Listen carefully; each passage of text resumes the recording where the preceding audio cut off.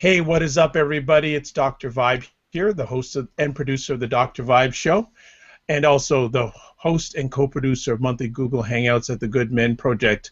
And as always, I like to say, you're blessed and highly favored. You're a magnet for miracles and you're a solution for someone's problem. I am jacked. I am fired up because we have three outstanding people, and one speaking it, they're going to be joining us in just a little bit. We're going to have a great conversation tonight.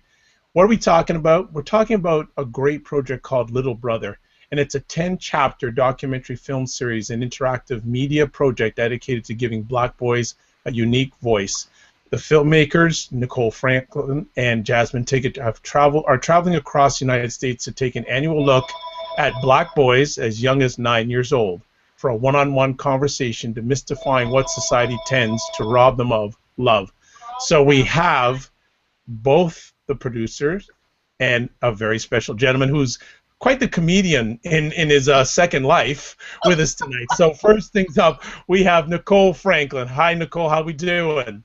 Hi, Dr. Vibe. I'm so honored to be here with you. Thank you so much for inviting us. We have a team behind the Black Male Achievement issue. I think even before it was an issue, I think we all kind of grew up knowing that this needed to be tackled. So this comes from a history of loving our black brothers and friends and family, and I think it's just been a natural outlet for letting other people know outside of the black community how important it is to look at young black men as human beings. So very honored to have this discussion tonight. Thank you.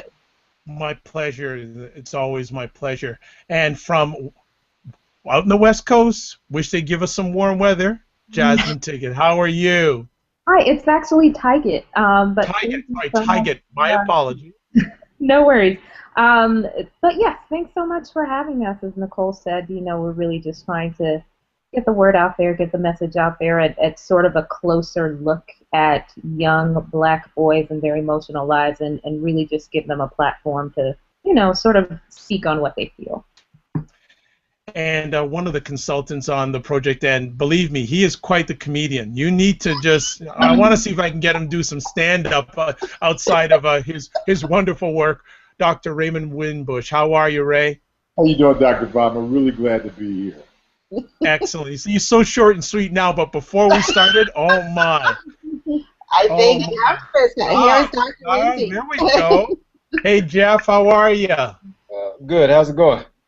Outstanding. Thank you for joining us. I really appreciate it. Sir, pleasure to be here.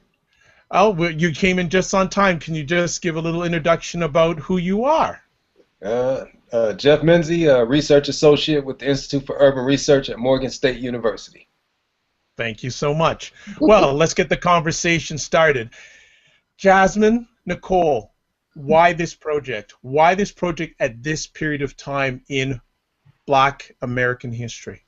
Well, I'm going to let Nicole take this one. It was actually her idea initially when we started working on this back in 2009, and basically just called me up and had this amazing idea. So I'm going to let her explain that. Yeah, 2009, that's when we talked. And 2010, we had cameras rolling. So it was basically something has to be done. I do films on black women, and everybody's always asking about the men in their lives. Asking questions that I had not heard answers to on camera, images I've not seen on camera, about men talking about love, experiencing love, having love in their lives, just from a black male perspective, instead of the typical question which any of us could just think about right now instantly, which would be about gang culture or just prison culture or something like that, is always related to us. So let's just get a new conversation going. And that's basically what it was. And so it was crazy. It's a crazy experiment. It's 10 years, 10 chapters. Wow. So I knew I couldn't do it alone. And Jasmin's an excellent writer as far as, creatively and for our proposal writing, if we were to go that route. We're not crazy about writing proposals, but I knew that if we needed, some copy written or some proposals or something, I didn't have to do it by myself. And also, it's 10 years. It's a lot to, so you can't do it alone. So, so she was, I don't know, it was like, okay, let's do this, but it's, you know, it is an experiment that went very well. So it's just been a nice journey, but I knew it was going to be a journey. So yeah, 2009, it was like the fall, so we only had a few months to get it together for a spring shoot. We had to find boys, and we first had to find a consultant. So Raymond Winbush's The Warrior Method had been coming across our desk. That's his printed in 2001, I believe, Ray. Yep. And, Right. the issues still were there. It was so well written, though. It was such a page turner. And you know, I'm not a psychologist. I'm a filmmaker.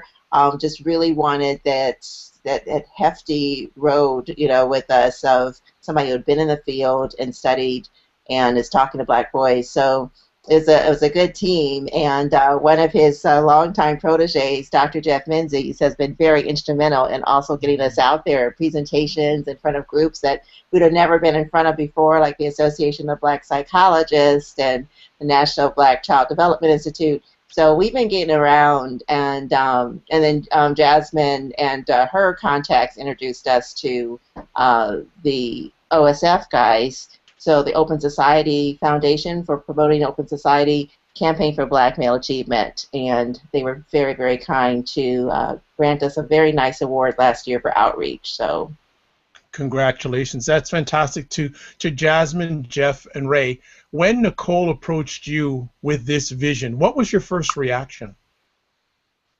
I was interested in it. I mean, I sort of started out as a narrative filmmaker as well as documentary, and so a lot of the work that I've done and the writing that I've done deals with sort of our community anyway. And I guess just, you know, as a person of color, you sort of, it immediately connects for us, is that, you know, if you walk through this world as a person of color, you sort of know these issues, you're aware of the perception of young black males, you know, you see it on the news, you see it in the media, and so as a content creator, I sort of, you know, you feel that responsibility to I'll say be responsible with the kinds of media that you put out into the world. And so, you know, I was immediately interested. Dr. Winbush, Dr. Menzise, do you want to speak to your perspective? Well, when Nicole and Jasmin first approached me, I was I just start from the premise that black boys or black men, you know, and black boys specifically, really don't have a voice outside of sports and entertainment. I mean, they just aren't heard a lot. And so when Nicole and Jasmin approached me about it, I just wanted to be a vehicle to help out any way I can in just getting people to hear black boys talk about normal things. And those things included things like love and parents and girlfriends and all of that, which is very unique. And I think that's the strength of the Little Brother Project, is that we hear black boys tell their own story on a variety of, you know, topics. Yeah, and Winbush made me aware of the project first when he brought Jasmin and Nicole to Morgan, and of course I was on it. Winbush gave it, if he co-signed it, I was all the way with it. My dissertation research is actually involving rites of passage and initiation, so I've often been interested in finding the positive voice, you know, for our young brothers, because as Winbush is saying, we got athletes, we've got entertainers. But what about the everyday little brother on the streets, everyday little brother in school, everyday little brother in church, you know, in their community, rural, inner city, wherever they may be found? And the more and more I learned about this project, and the closer I became with Nicole and Jasmin, you know, the more I felt like this is a very powerful project, and it's a very unique approach, and it's something that is definitely needs to get out there, and people could greatly benefit from it. Not just the little brothers that are actually in the film, but I mean, watching it, I see that they actually benefited, because by being asked certain questions and being allowed to express themselves in their own voice, uncensored, unscripted, I mean, you could literally see them being empowered, you know, throughout the film, you know, throughout the film series, actually. And I mean, I'm very honored to be a part of it, you know, and to help out in whatever way that I can. Excellent. Nicole and Jasmin, can you roll back in your mind the first time you did a shoot on this project and share it with us? Nicole, you want to take that one? Anytime I get Jasmin, she's always pushing it to Nicole for some reason, but that's okay. Well, Jasmin was the first on the scene. I'll set up the scene. We said, why not try Camden, New Jersey? Camden, New Jersey is destined for bad reputation, and and the way people talk about it. It's never going to come out of this hole.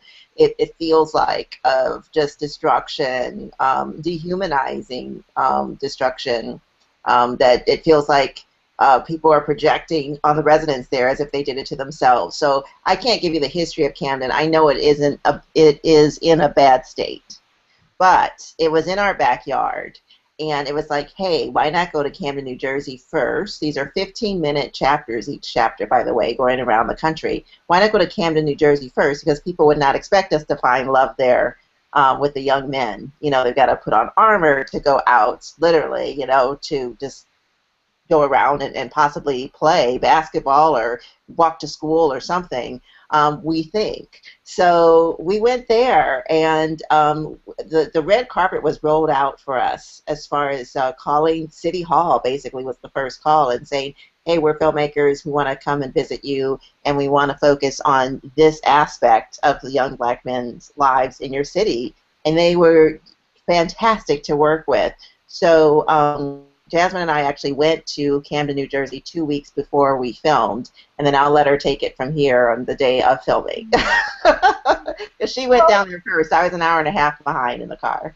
Yeah, as Nicole said, there are a few different organizations that were extremely helpful. We sort of try with any city that we go to reach out to organizations that are there first, that are already sort of working with you and are already sort of, very much have their finger on the pulse of what's happening in the city. Because we want each chapter to really be relevant to the issues that they're dealing with every day.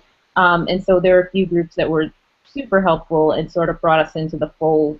The day that we got there, we did have sort of an incident, and you can see it in chapter 1 of the film series in Camden. When we got there, folks saw cameras. We're just passing through the city, and folks saw cameras. They're uncomfortable, as you can imagine.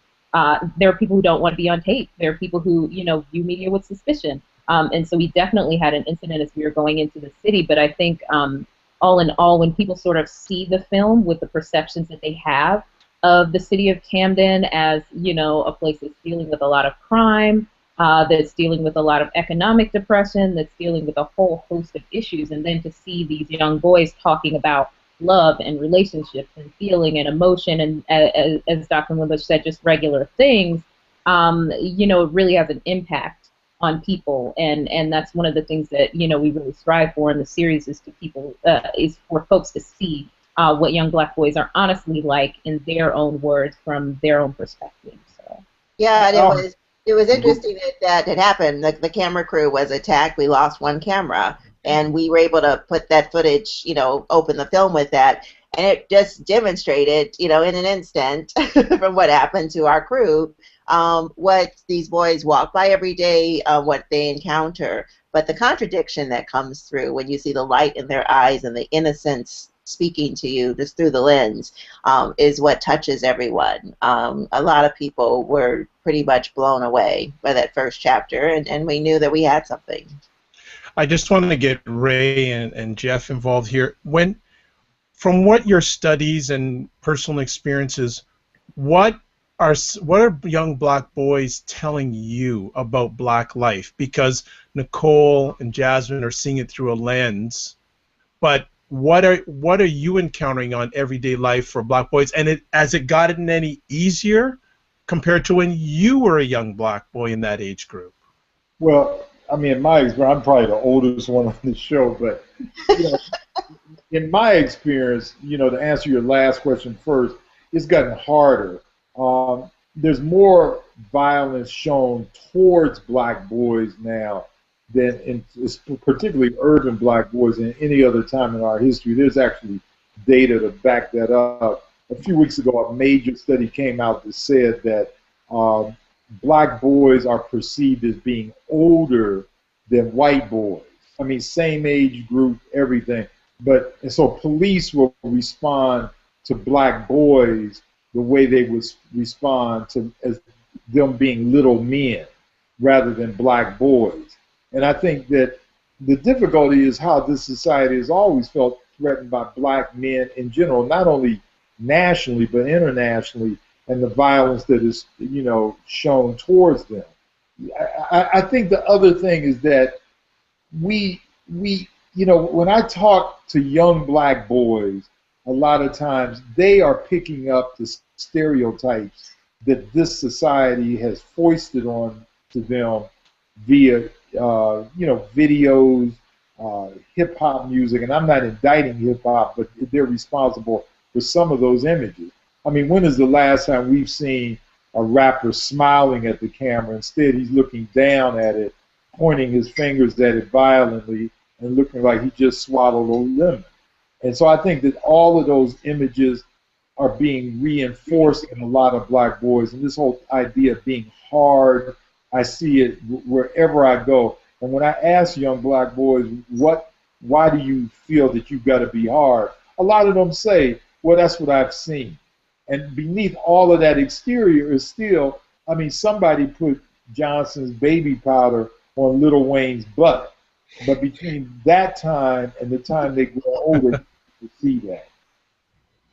Jeff? Yeah, that's a heck of an image to follow, man. Somebody powder.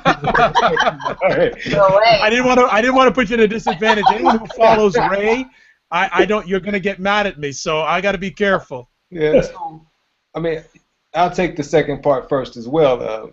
I was a little black boy not too long ago. Long enough ago, but not too long ago. and I would definitely say that it's gotten more difficult. I grew up inner city, dangerous grounds at times, had my own personal brushes with the law, personal brushes with certain illegal activities and all of that type of stuff. And I would say that I made it out by the grace of God, and I was fortunate enough to have certain male mentors to come into my life to kind of guide me.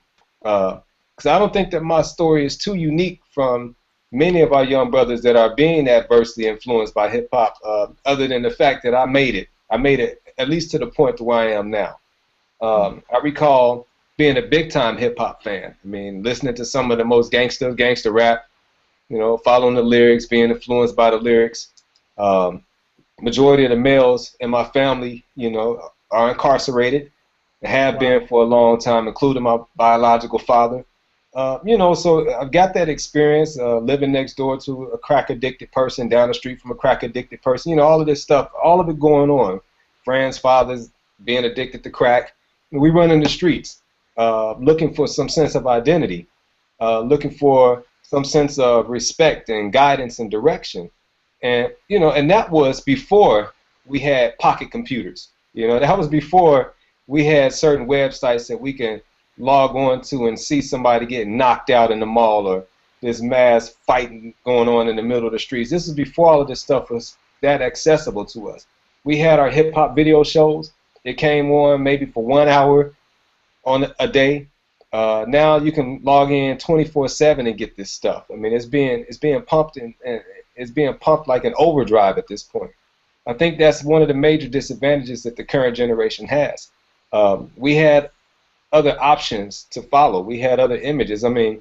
Back when I was growing up, and I'm gonna date myself, to either show how young or how old I am, but we had Michael Jordan playing basketball. Our basketball players, they weren't tatted up from their pinky toe all the way up to their earlobes.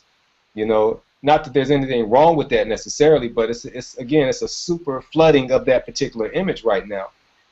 We had Michael Jordans, we had Scottie Pippens, we had Isaiah Thomas. These were our basketball players. And nowadays we have the athletes like what Winbush calls in the Warrior method super slaves. Where these cats are like really portraying the characteristics of what's been defined as a nigga, and it's being promoted big time. Not only is it being promoted, but it's also being rewarded heavily through fame and success. We know about that vicarious influence. And I think that the children, especially the male children, and not to leave out the sisters though, but they're being heavily influenced, they're being heavily inundated by this, and the accessibility of positive images and positive role models is all but vacant right now. And they've got a pretty hard time. I hear you. Jeff and I always joke about the fact that everything is the hip hop now. Everything. Hip hop doctors, hip hop operas, hip hop, and black culture is more than just hip hop. And I think Right that's on. another difference in earlier generations. You didn't. I mean, during the '60s, we didn't have the Motown doctor, the Motown mayor, the Motown whatever. And it's almost as if black culture right now, or hip hop, I should say, is being defined as black culture. And as Jeff said, there's far more nuances to that. It can be basketball, it can be hip hop, but it can also be people who are not entertainers, doctors, lawyers, and other people like that. But the only thing that we keep seeing in terms of the images are in entertainment and the athletics. And I want to add something too, if I can, about when, and I'm not going to use names here, but I just heard this story the other day. So when Jeff commented on the super slave from Dr. Winbush's book, that term, I just can't get this image out of my mind. I was at lunch with a friend of mine. She has two grown sons, and she was telling me about when her son was younger, and I want to say 6 or 7. He's at school. The school calls her at work. Yeah, he called at work during a school day and saying, your son is sick. We just want to let you know, but there's no need to pick him up right now. There's no need to pick him up. He's just not feeling well. She's like, he was feeling fine this morning. Well, just to let you know, he's not feeling well, so he's not in class at the moment. And she didn't know what that meant. So, of course, she left work and said, let me go see what's going on. And she goes and was directed towards the administration office. There he is. The administrator is white, blonde, and he's brushing her hair. What? She had him brushing her hair. Now, of course, I know what I would say if I saw my son. And so my friend is like, he's fine, and he will be going back to class now, but it's that image that the woman thought it was okay that he not be in class. I'm just like, Wow. I'm beyond. It sounds like something that should be in Roots. I don't know. I was like, I still thinking that. Mango Unchained, man. When Nicole, that example that Nicole just gave is also something that is very taboo to talk about, how young black boys are sexualized at a very, very early age. That's a very good point. Yeah, and I give an example in Warrior Method of how this teacher told my son that he was very, very handsome, but she didn't say it. He was like 11 years old, and it was very inappropriate. I've had white teachers tell me that they are sexually attracted to some of the young black males in their class. And I think, and I'm going deep here psychologically, but a lot of that, I believe, threatens white America in general. I remember years ago I read a passage in one of Dr. King's books, and he said beneath all of the problems of racism in our society is the issue of black male, white female sexuality. And you see this played out in the classroom, but people don't want to talk about it. And again, the example that Nicole gave, unfortunately, is much more common than you would think. Wow. Jasmin and Nicole, one of the main themes of your series is young black boys in love. Mm-hmm. So, Jasmin and Nicole, I want you to share with us what they're telling you about love, and I also want Ray and Jeff to give their takes on young black boys and love. But I'll let the ladies go first, and then have the gentlemen follow.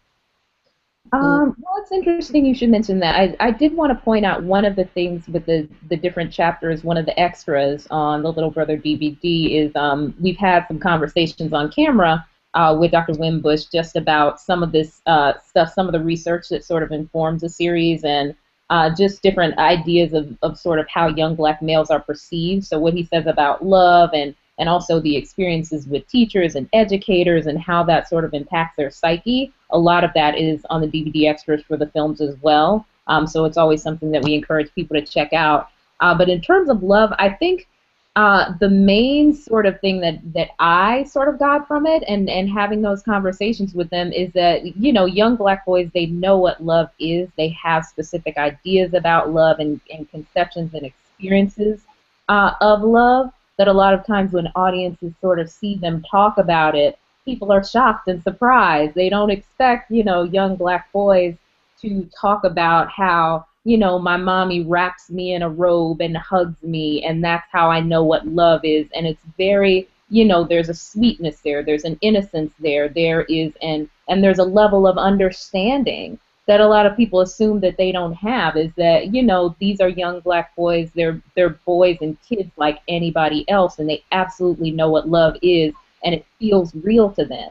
And they have experiences that are very, I'll say, concrete. You know what I mean? It may be different for different kids. One boy, it was him talking on the phone with his dad, and the conversations that his father would have with him. Another boy, he would talk about how his dad shows him respect, even though he was 9 or 10 years old at the time. His dad talks to him like he's a man, and that makes him feel respected, and that's what love meant to him.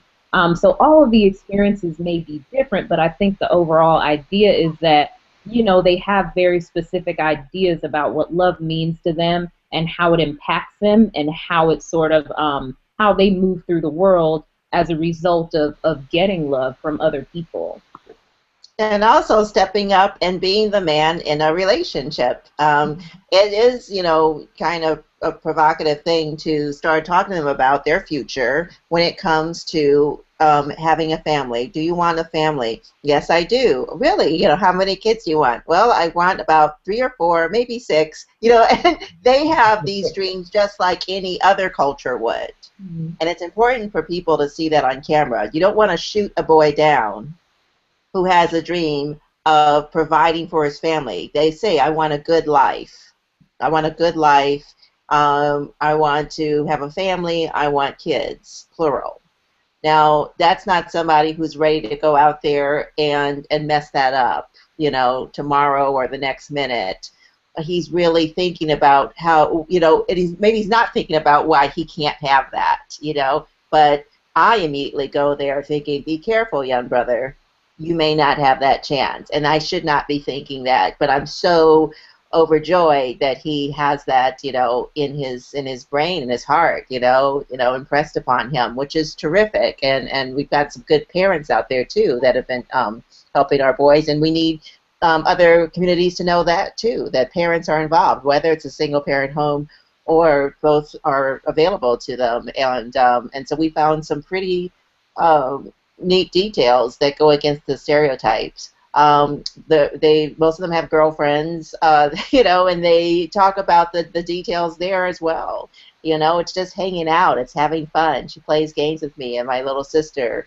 It's very fun to hear about how aggressive they think the girls are at this age. Our boys are between 9 and 13 years old, so the girls are a little bit aggressive, and we noted that in 3 different chapters. We filmed 4 chapters already in 3 different chapters. The girls are very aggressive, and I got to go there on camera. I believe in chapter 3 we talked about how they feel about black girls, but in chapters 2, 3, and 4 I did not put as the editor in you know, chapters 2 and 4 how there was the same theme about black girls, that they are very much into drama and very aggressive and would yell a lot. And one boy said crazy. So I was like, well, there's something that we're now in 3 different states, 3 different situations. And I'm wondering if that's more media than encounters. And with the last young man I'm thinking about in chapter 4, I think he heard about it more, so that you know, black girls are just, you know, a little crazy. I just want something really calm. And I'm like, oh my goodness. And I tell all of them, you know, well, you're gonna give the black girls a chance, right? Yeah. You know, go out with who you want, love who you love. But so I don't know. We gotta tackle that next. I have to. There you go. That's a scary situation there. Ray and Jeff, what are your thoughts in regards to young black boys and their concept and their thoughts about love, or maybe not having enough love? What, Jeff? I'm a father. I've got a son and I've got a daughter, and I make it a point to show my son love and give him examples of feeling secure and expressing himself emotionally as well as receiving love. I'm married as well, and so my wife and I, we intentionally try to model and demonstrate love between a man and a woman for our children so that they can see that. What I feel is that a lot of our youth, young brothers and sisters, as you were saying, Nicole, I think it's part media that they've heard it, but I also think it's media that the young ladies are being influenced by. We got this whole, all this so-called reality TV is out there now, and it's really modeling, for young ladies. You got the Real Housewives of this, the Housewives of that, the basketball, all this other stuff going on. I think it's really doing a number on our daughters and their identity and their behaviors and their expressions. But so my wife and I, we try to model that for our children because I think that what's vacant is that hug that a father would give a son. I think that conversation that some of the little brothers in the film are speaking about, that's missing a lot of times. We've got a lot of brothers who feel like they don't want to quote unquote raise a punk, and not realizing by maintaining that attitude, they consistently are punking their children, and they're in fact doing exactly what they claim they don't want to do. And I think that that's harsh, and I think it's dangerous, and I think it produces an insecure male that grows up, from being an insecure boy to being an insecure man. And it's very difficult for a person who is not secure within themselves to, one, love themselves, and then to have a healthy expression of love for another person, whether it be their brothers or whether it be a romantic type of love with a young lady that they're interested in. And I think that over time there's been this dilution of the black family, and it's been a dilution of our ability to maintain a sense of peace in our households, which then, of course, it ripples down into the destruction of the family eventually. And we've got this growing epidemic of single parentage. And it's just very dangerous. And our children, they're reflecting that right now. Like, what do you say, Doc? How are the children? That's a direct reflection of what's going on within the family and the communities. Good stuff. Ray, would you like to add to that? Well, I mean, just very quickly, I think it was Jeff that pointed out to me that this past week, or past 2 weeks, strong shower rods have been selling out of Home Depot and what is Lowe's, I believe, because of a sex tape that is being circulated widely. I read today that it is the most viewed sex tape in history, and to so much so that these shower rods that are featured in the tape are being sold out at Home Depot. And I think that shows when people, no, that's not, that's Jeff, you told me that. Remember? It's true.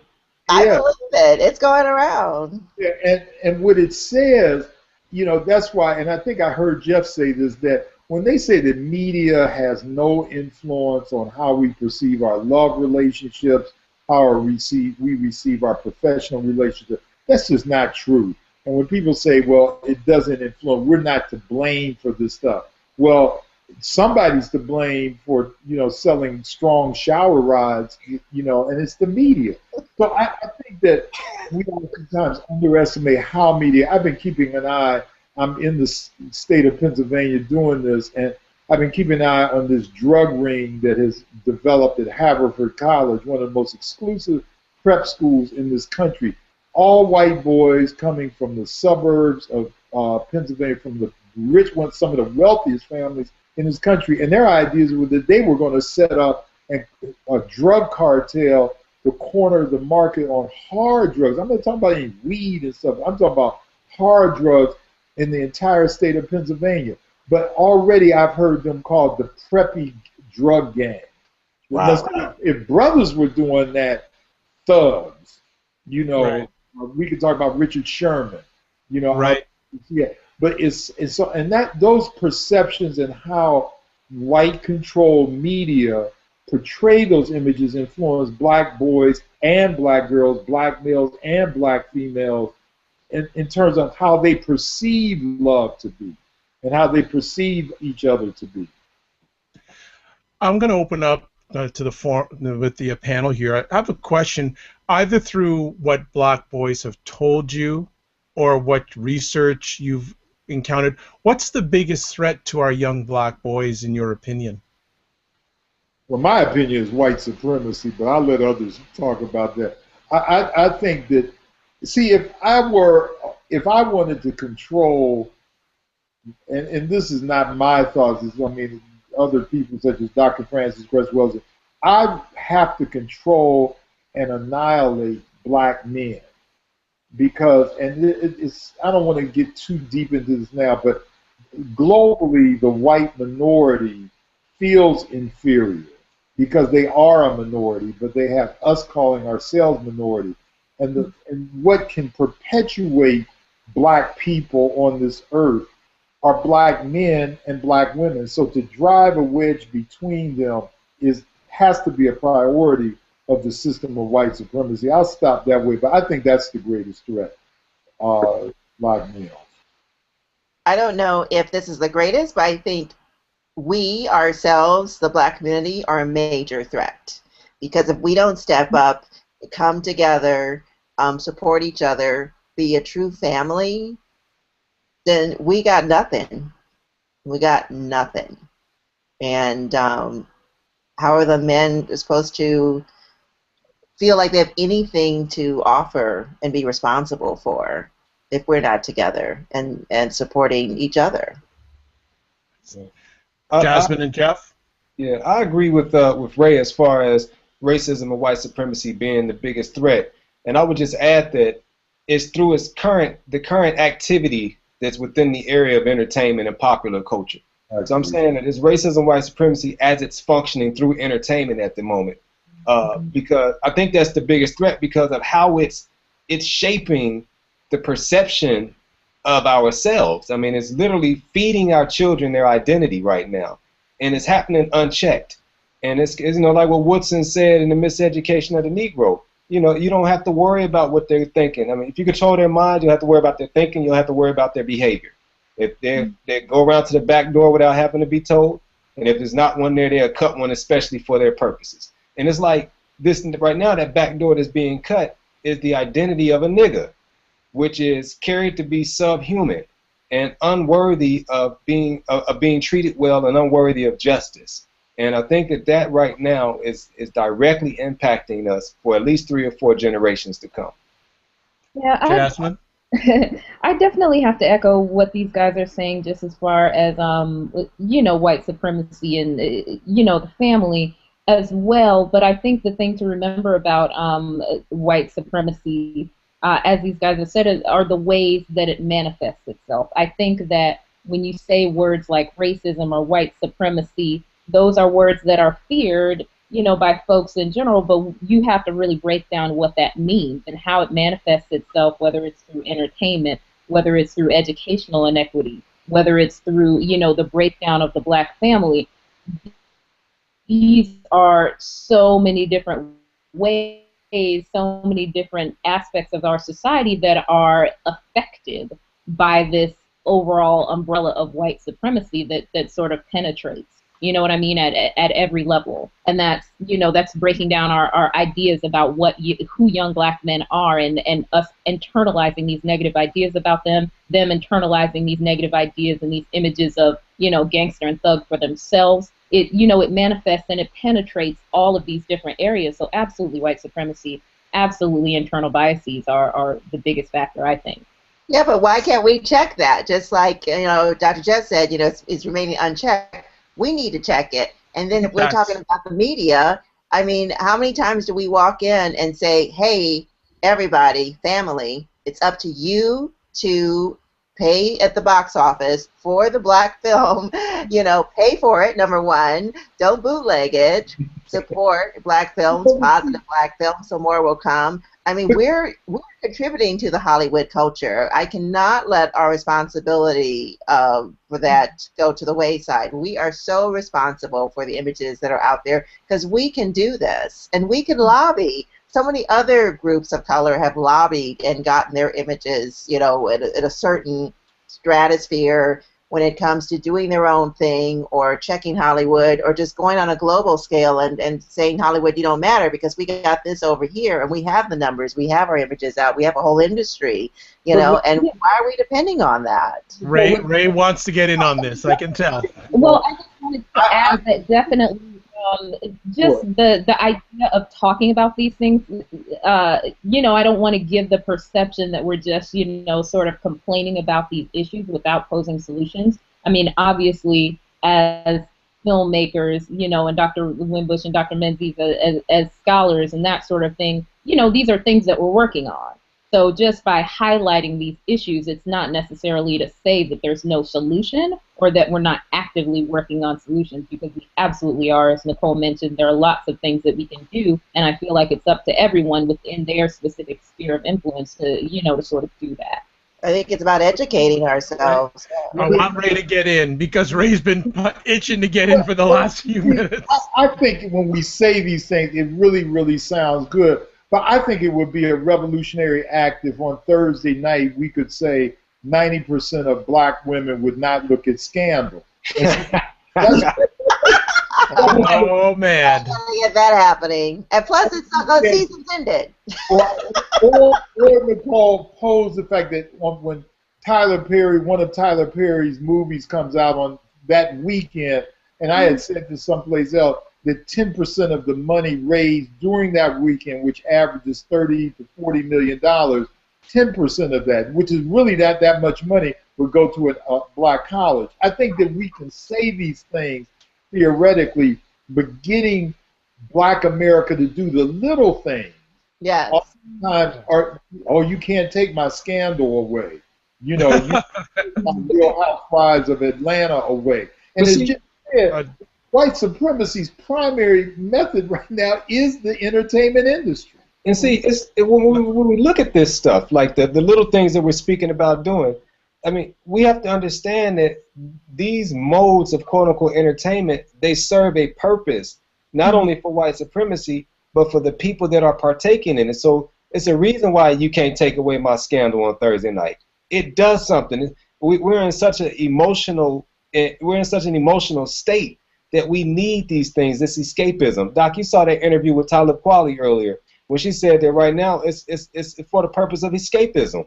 And so the conditions are so tough, even for those of us that are quote-unquote well-off. The conditions are so tough that this type of dumbed-down entertainment serves as a catharsis. It allows us to relax and escape into a world of fantasy so that we don't have to face the reality of our lives on a day-to-day basis.